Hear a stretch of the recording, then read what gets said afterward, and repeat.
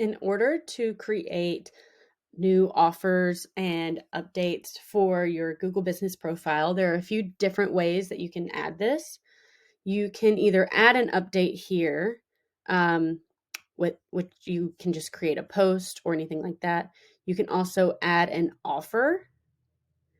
And when you add an offer, you can add photos or videos, and you can select expiration dates or when they start and stop. You can also add a specific promo code and a link to redeem any specific terms and conditions that are needed. This can really be very customizable to what you're offering, whether it's product deals, service deals, or things like that.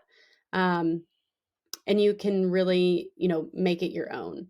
You can also add events in case you wanted to have specific offers at specific events as well. So you can do all of that within Google Business Profile, at the add update icon.